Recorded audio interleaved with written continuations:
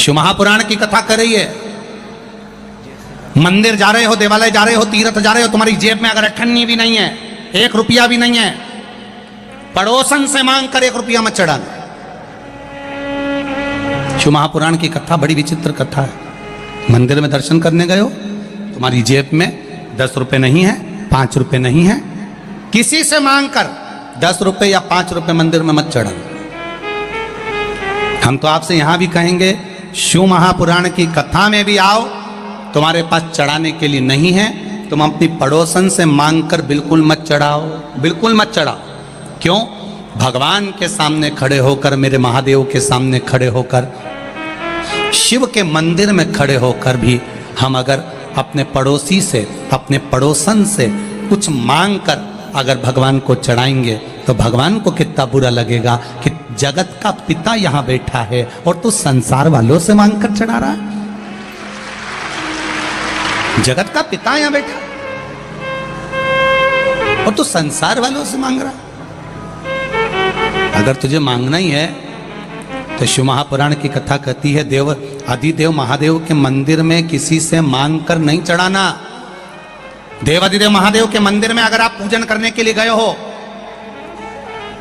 भगवान शिव के मंदिर में अगर पूजन करने गए हो, तुम्हारी थाली में अगर कोई सामग्री कम भी है चलेगी, पर पड़ोसन की थाली में से उठाकर मत चढ़ाना।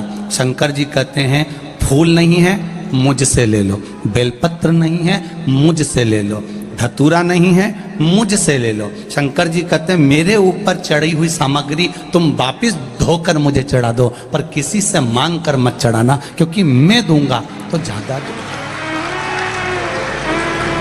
अब आप प्रैक्टिकल कर देखो।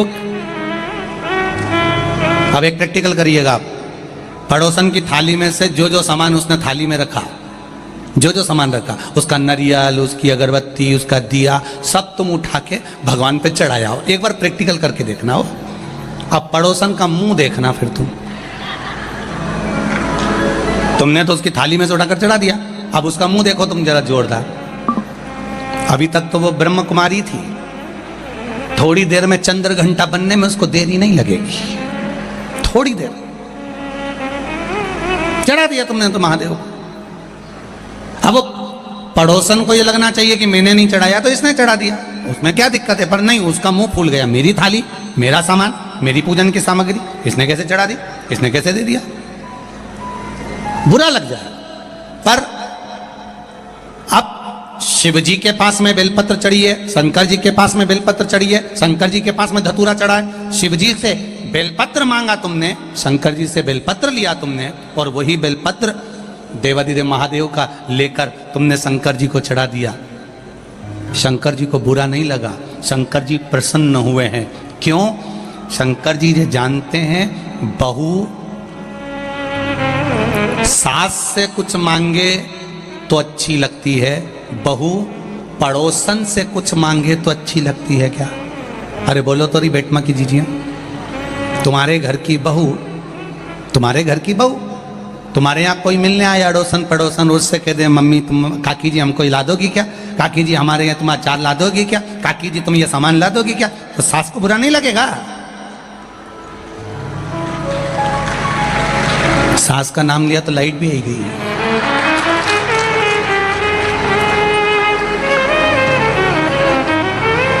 जरा विचार करिए आप, थोड़ा स्मरण करिएगा। घर की बहू, घर के बच्चे, घर के बेटा बेटी अपने घर के लोगों से मांगेंगे, माता पिता से, सास ससुर से, वृद्ध से, बुजुर्ग से मांगे, अच्छा लगेगा। पर वही पड़ोसी से मांग रहे हैं, दूसरे से मांग रहे हैं, अच्छा नहीं लगेगा। अगर दूसरे से मांग रहे हैं तो श्रेष्ठ नहीं लगेगा। मेरा महादेव भी ऐसा ही है, मेरा देव अधिदेव महादेव भी यही कह रहा है, मांगना है मुझसे मांगो, मुझसे। दूसरे देंगे तो तेरा पेट नहीं भराएगा, दूसरा अगर देगा तो तेरा पेट नहीं भराएगा। देवाधिदेव महादेव कहते हैं अगर गोरापति शिव शंकर औघड़ी अगर देगा तो आधा चावल के दाने से जब वो संसार का पेट भर सकता है, त्रिशूल को मात्र हिलाने से पूरे ब्रह्मांड को हिला सकता है, तो शिव की कथा कर रही है केवल उसकी दृष्टि पड़ते से ही तेरे पूरे कुटुंब का पेट भरा सकता है, केवल दृष्टि।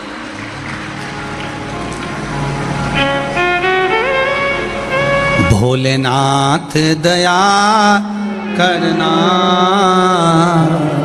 मैं तेरे भरोसे हूँ, मेरे बाबा दया करना मैं तेरे भरोसे हूँ ना। शिव महापुराण की कथा कहती है कष्ट है शरीर में, रोग है शरीर में, ताप है शरीर में। इस ताप को, रोग को, कष्ट को कोई दूसरा नहीं झेलेगा, झेलना आपको पड़ेगा।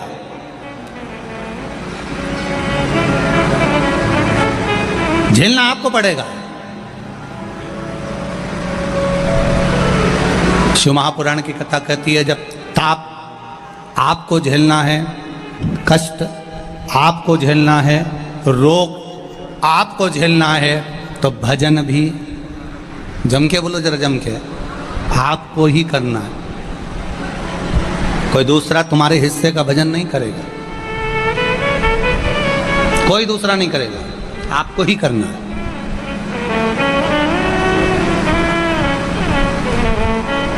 चले, ब्राह्मण शिव महापुराण की कथा मंदिर के अंदर बैठकर कर रहे थे, चिल्ला पड़े हर हर महादेव। जैसे ही बोले हर हर महादेव, देवराज को क्रोध आ गया।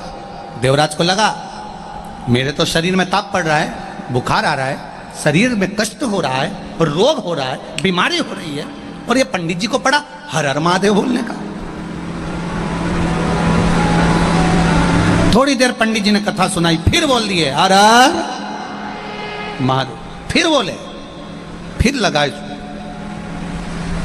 बड़ा विचित्र ब्राह्मण है, थोड़ी थोड़ी देर में चिल्ला रहा है हर हर महादेव, हर हर महादेव, हर हर महादेव।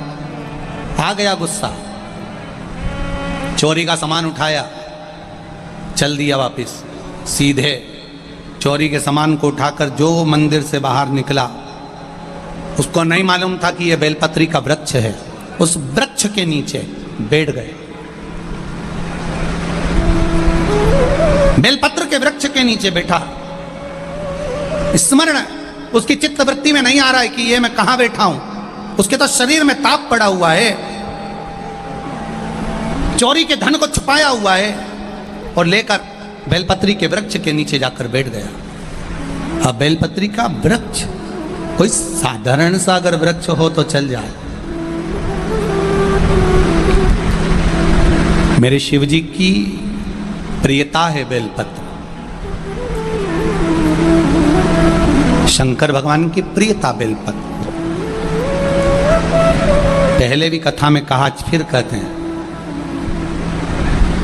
जिस व्यक्ति के जीवन में धन, संपदा, वैभव, सत्ता, लक्ष्मी की थोड़ी भी कमी दिखती हो, उसको बेलपत्री के वृक्ष का पूजन चालू कर देना चाहिए।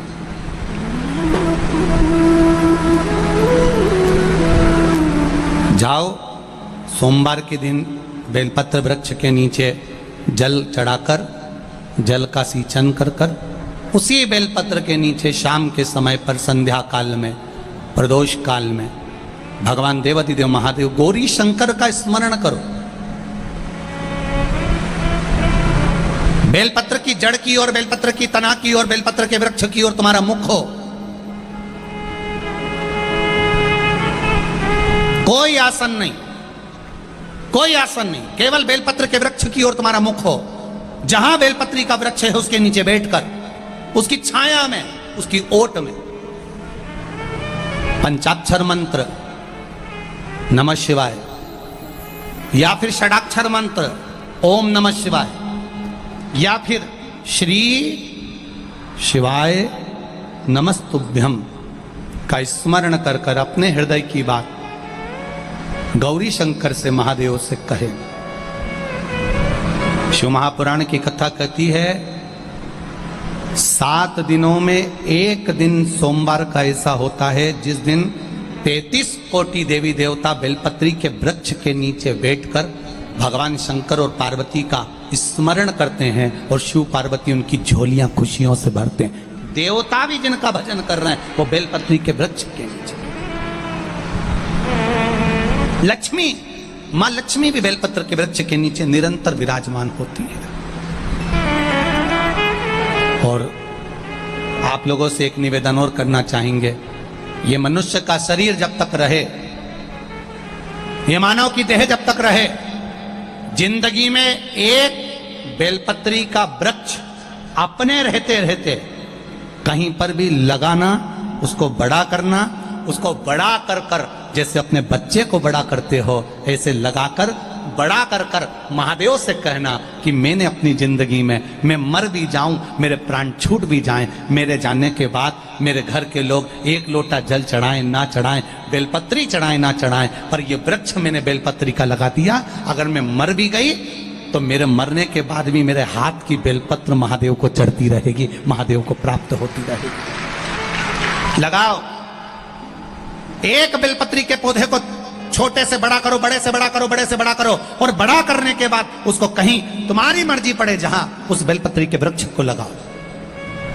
चले भी गए तो तुम्हारे हाथ का लगा हुआ बेलपत्री का पौधा, तुम्हारे हाथ की वो बेलपत्र देवादिदेव महादेव को चढ़ती रहेगी। चले भी गए कि क्या ले जाओगे, क्या लाए, तुम कहना मेरा पुण्य मेरे साथ में जाएगा, मैंने जो दान करा, मैंने जो पुण्य करा, मैंने जो सत्कर्म करा, सावन के महीने में, अधिक मास के महीने में, चतुर्मास के महीने में मैंने अगर किसी भूखे को भोजन कराया, 1 गिलास पानी पिलाया है, मैंने अगर किसी रूप में भी किसी की सहायता करी है, वो पुण्य मेरा मेरे साथ जाएगा, वो किसी दूसरे के साथ नहीं जाएगा। हमारा करा गया कर्म हमारा। बाणासुर शिव का उपासक, एक काम था उसका, बाणासुर का, एक बेलपत्री को शंकर भगवान पर समर्पित करता था, एक बेलपत्र शिव को समर्पित।